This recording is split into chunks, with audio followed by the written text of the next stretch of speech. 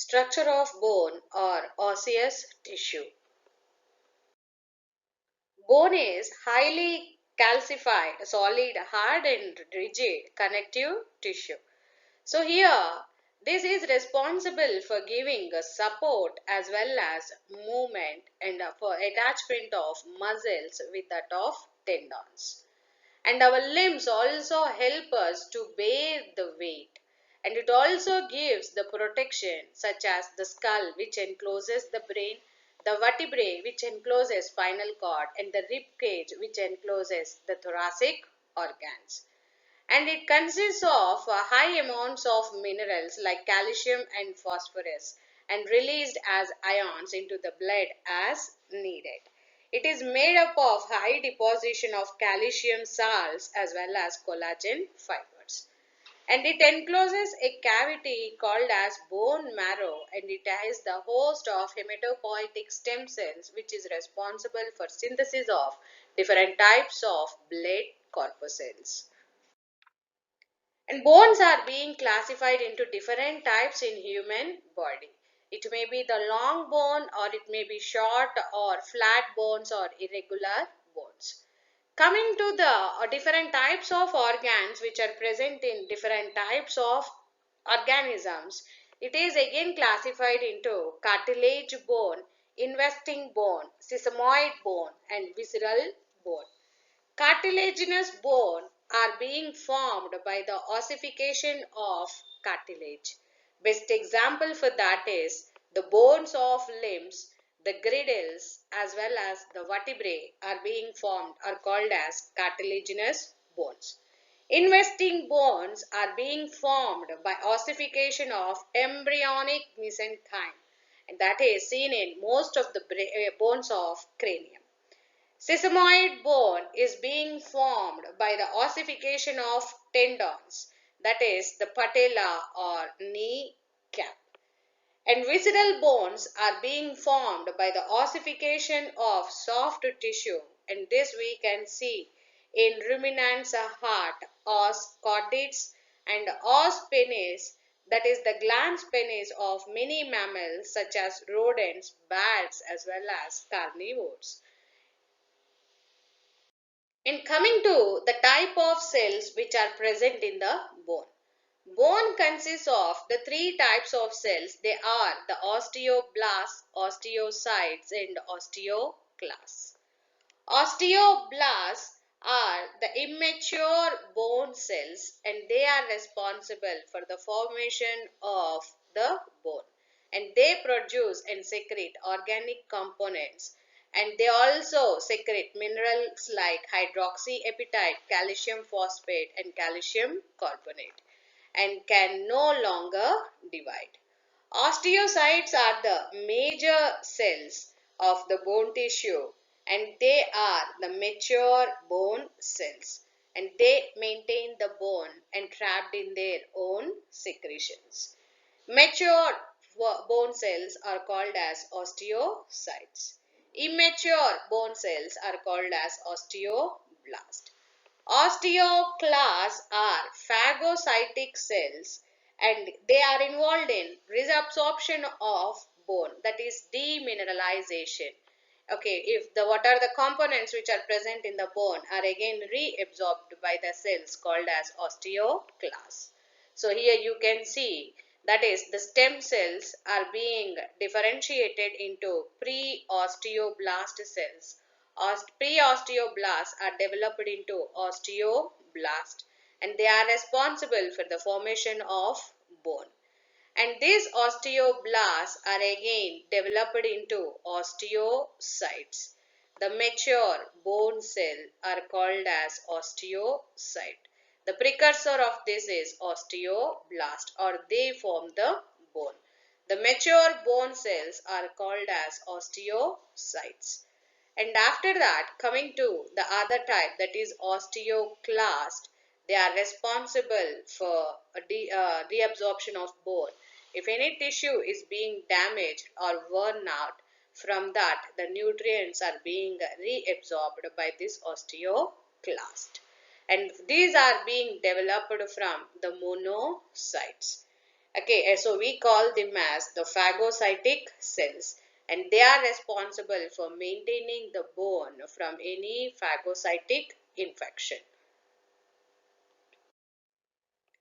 And here, these are the different types of bone cells and the different types of bones which are present in the human body. The precursor cell of bone, and here the immature cell osteoblast, the mature cell osteocyte, and the phagocytic cell of bone osteoclast. The types of bones, it may be the long bone, short bone, flat bone, okay, or irregular bone. These are the different types of bones present in the human body. Based upon the structure, the bones are also classified into two types. They are the spongy bone and compact bone. Spongy bone is also called as trabecular bone. So now if you go into the structure of a bone, that is the long bone, it consists of two regions, that is the epiphysis region, which is the tip of the bone or the end of the bone is the epiphysis, whereas this part is called as diaphysis. The shaft or the main portion is called as diaphysis, whereas epiphysis is the ends. Metaphysis is between the epiphysis as well as diaphysis. And here, in between the long bones, it consists of cartilage. Usually, we have the hyaline cartilage, and that helps for shock absorption and friction reduction. Periosteum is the dense covering of two layers for growth and repair attachment. So here, this outer covering onto the bone is called as periosteum, and it is consisting of elastic fibers and blood vessels. And here they are the different types of precursor cells, as precursor bone cells like osteogenic, osteoblast, osteoclast cells. And now inside the bone it consists of the cavity, and this cavity is called as medullary cavity. That is, within the diaphysis, the medullary cavity is present or yellow bone marrow in adults. And it also have the fat and blood cells. Endoosteum lines the medullary cavity. So if this is the medulla, the lining which lines this medulla cavity is called as endoosteum. And this is the structure of compact bone and spongy bone. Spongy bone, it occurs in the epiphysis and metaphysis of long bones. It looks spongy and contains columns of bone. Here, these columns are called as trabeculae, and these are irregular, and into this spaces the red bone marrow is being filled up. And this is the structure of compact bone, where we cannot see such type of sponginess in this bone. Okay, the diaphysis of the long bone is made up of the compact bone. It has dense continuous lamellar matrix between periosteum and endoosteum. So here the compact bone characteristics is it have the little space, thick in diaphysis, thin in the epiphysis region. It is responsible for giving protection and support. Diaphysis of a long bone has a hollow cavity called marrow cavity, which is lined or surrounded by endoosteum. In between periosteum as well as endoosteum, it consists of several matrix of bone is laid down in the form of lamella. In between this, that is between the periosteum as well as endoosteum, we see huge amounts of lamella. Outer circumferential lamella are located immediately beneath this periosteum, whereas the inner circumferential lamella are present immediately after endoosteum. In between this outer circumferential lamella and inner circumferential lamella, it consists of several units of bone called as Haversian systems or osteons or units of bone. So let us discuss the Haversian system. Before going into this, once we shall recall the outer circumferential lamella and inner circumferential lamella. This is the outer connective tissue which is lining the diaphysis region of the bone is called as periosteum. Inside the bone, again it is having the connective tissue covering called as endoosteum. In between this periosteum and endoosteum, several lamella are occurring in between the diaphysis.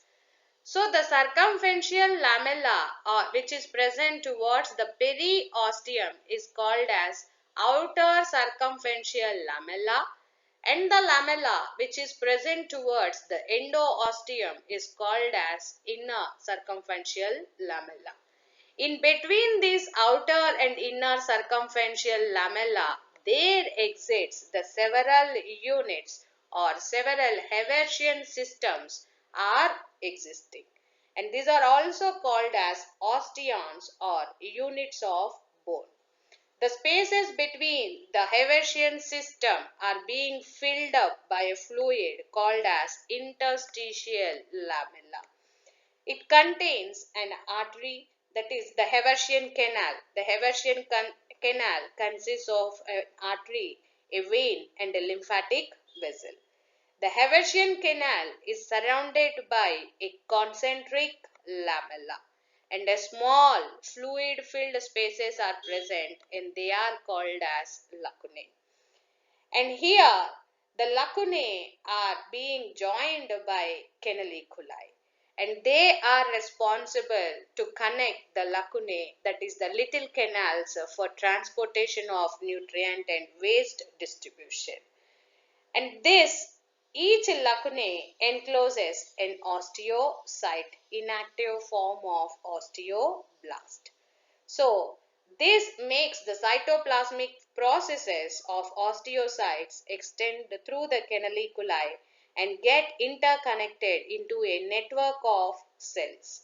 A Haversian canal and the surrounding lamellae and lacunae are collectively called as Haversian system or osteon. The Haversian canals communicate with each other with the help of the canals called as Oaksman canal.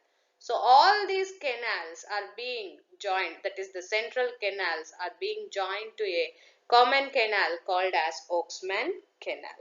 And this helps in diffusion of nutrients and gases and from the vascular supply of Haversian canals. And coming to the structure of a spongy bone, they are no true osteons, and here it consists of the irregular thin plates or the cavity is present into which the red bone marrow is being present in this trabeculae. And that red bone marrow is responsible for production of blood cells. And here the osteocyte containing lacunae within the trabeculae. So this is the structure of spongy bone. And how the bone is being formed means by intramembranous ossification. Either the membrane may be ossified into, that is formed into bone, or the cartilage is developed into bone, endochondral ossification. So intramembranous ossification is being seen in the fibrous membranes, that is the formation of flat bones of skulls. And endochondral ossification, it is the most common type of bone formation, that is the bone is formed from the cartilage which is present in the embryonic stage. So in the embryonic stage, if you assume this as the cartilage which is giving the framework or structure, later on this is being ossified. Here you can see how the bone is being developed in between the cartilage. Okay, so that ossification of a cartilage is called as endochondral ossification. In the picture, we can clearly see the ossification of the cartilage. So in the child here, in between the bones, the cartilage is present. At the time of growth, this bones are being elongated by ossification of cartilage. Okay, so here this is the picture which is presented during the childhood, and thereafter the bones are being ossified by the endochondrium. Endochondrium is being ossified for the formation of bones. Here we can see clearly how the bones are being elongated, or there is growth in the bones with respect to age. If you like the video, share and subscribe. This is Pravalika signing off.